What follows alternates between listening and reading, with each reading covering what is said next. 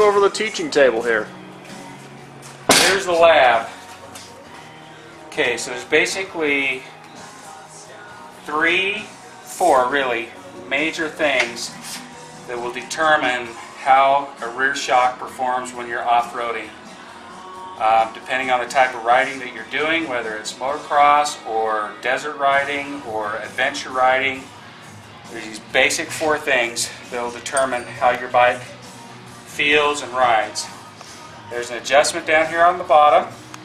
This is a rebound adjustment. Basically what this does, as you turn this dial clockwise, it changes the way the oil shunts inside the shock and slows down the opening of the shock after it's been compressed. We'll talk more about that on bike setup.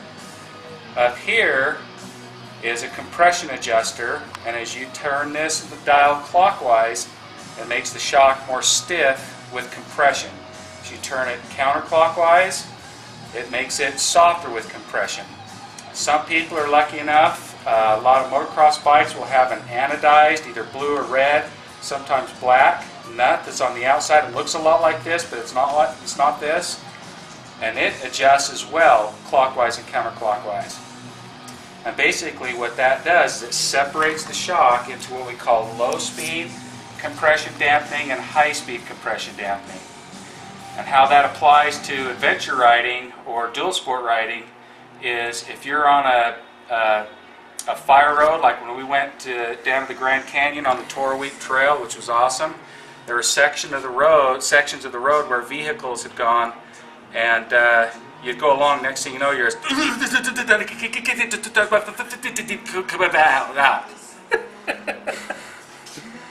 do that 10 times fast. Let me try that again. When you don't have to be going fast on your bike, but if this shock has to move fast because it hits a sharp-edged bump, that is what is called high-speed compression. So if you're riding along really slow, if we can find the clip, Rojo Neck has a good one where he hit a sharp-edged bump. The shock just transferred that energy right up into his boys, okay? So right into the nutsack. So if you have a shock like that, you're going to rotate that outer nut counterclockwise to loosen it up. So when you're hitting all that chattery stuff, the shock moves easy. But the center one is more low-speed compression, which is like when you're hitting a big G out, going around a berm, going through slow whoops. And the tighter that is, the firmer the suspension is going to be, and it's going to compress less. So depending on how the adjustment is on that compression adjuster and the rebound adjuster, you can dial in that shock to make it work the way you want it to and be a comfortable, nice, safe ride. Now, for those of you who carry baggage, maybe there's times that you carry a lot of weight on your bike and other times that you don't, you need to change that adjuster to compensate for that weight. So let's say you weigh 180 pounds, you just have your gear on and maybe some water. You don't want that ride to be harsh and rough and beat you to death. It'll just wear you out. So you take this adjuster and maybe you go counterclockwise 2 or 3 clicks to loosen it up a little bit so it's a little bit more compliant. But in the case of Everide's bike, we're going to make some changes that could potentially add more weight to the bike. So you're going to want to be able to take that adjuster and turn it clockwise 2, 3, 4, maybe 5 clicks, because now you have extra weight that every time you hit that obstacle is going to force that shock into compression. And if you have it on a soft setting, it's just going to wallow and just be really loose and really hard to control. So what we're going to do next is talk about the spring. These collars right here adjust the preload on the spring. Some bikes have external adjusters that you can adjust to preload the spring more or less. Most of us in this world do not have that, and we have to adjust the preload with these collars. This top one is simply a lock collar. You just knock it counterclockwise, and that comes up high enough to where you can then adjust the spring. Usually you can just twist the spring and this at the same time and change the length of the preload without getting into a lot of technical detail there. If you're riding without a lot of load, you can adjust that spring for a certain amount of what we call sag. And we're going to talk about sag on a future video when we set this bike up for Everide. and for the amount of weight that he has on, that he's going to be carrying. And sometimes you have to make a compromise, and maybe it's you preload the spring heavy because a lot of times you carry a lot of weight. Maybe you preload it light because it's rare that you carry a lot of weight. But we're going to shoot for kind of a middle of the ground with him. So I'm going to measure what this is right now, and then when we put the shock back together, we're going to start with this setting, and then we're going to set a rough sag here in the shop. But then when we go down to St. George and meet up with Everide again, we're going to do a setup for him. We're going to talk about controls. We're going to talk about how to set up the forks, the rear shock, and everything. So he doesn't have to monkey with it. He can just go out and ride and do his vlogging like he likes to.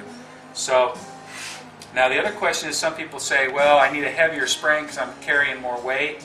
And that's true if you carry weight all the time. But what happens when you take that weight off? Well, it may be that there's too much stiffness in the spring and it's uncomfortable to ride. And people don't realize that when your rear end is too stiff, that's what she said. That's what she said. When your rear end's too stiff, it affects the front forks. It affects the attitude of the bike a lot, and that can make a big difference on how well you ride and how comfortable you are and how tired you get. Now, we talked a little bit about, so what we're going to do is we're going to stay with the stock spring, and we're going to just make adjustments on this and try to get as close as we can. But there's one other little hidden secret that we're going to talk in the next video, and that is you can change how the low-speed compression and how the high-speed compression works in a shock yourself. You can actually do it by the way you change the valving inside the shock, and that's going to be on the next video that we talk about. But for right now, we just want a basic understanding. You have compression, you have rebound. When you're setting this thing up, you want to set the preload so you have the right amount of sag on the bike with whatever weight that you normally ride with. And then you leave that alone. You just don't even touch that at all.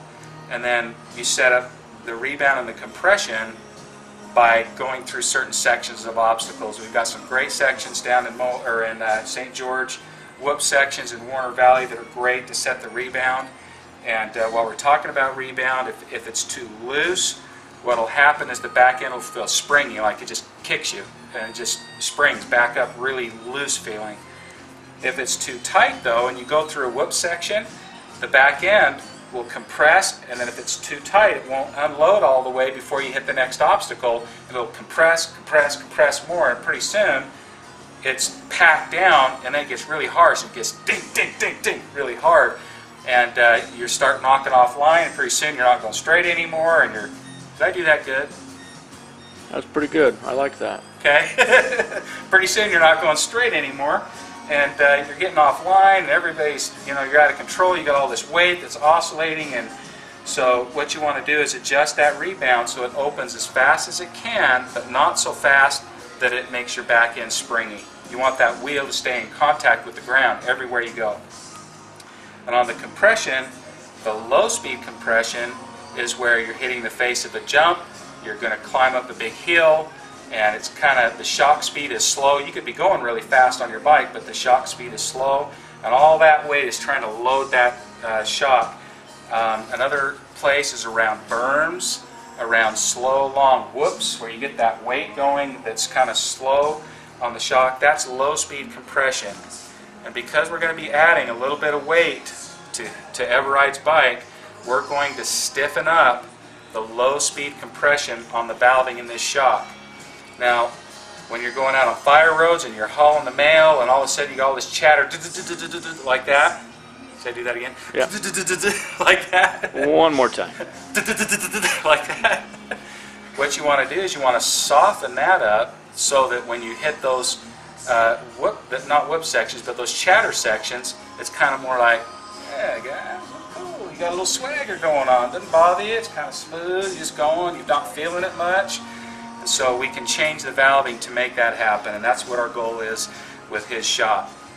So we're going to do that on the next video, but just have a basic understanding on how to set that up, okay? Sorry. You're filming, huh? Yes, we're filming. I'm good. And now you're filming. We'll be home in 20 minutes, so Okay. I Okay. haven't listened for a minute. Okay. I'll be a while. All right. See you. Bye. That's the Mrs. Duhfactor. That was the boss lady. I'm like, cut! She sees what we're doing. She wears the pants in this shop. She actually, she thinks Rojo Neck and I are kind of mean for stealing Everide's bike. So she's wanting to make sure we do a good job on this thing when we get it back to him. So if any of you have questions, you can email me about that.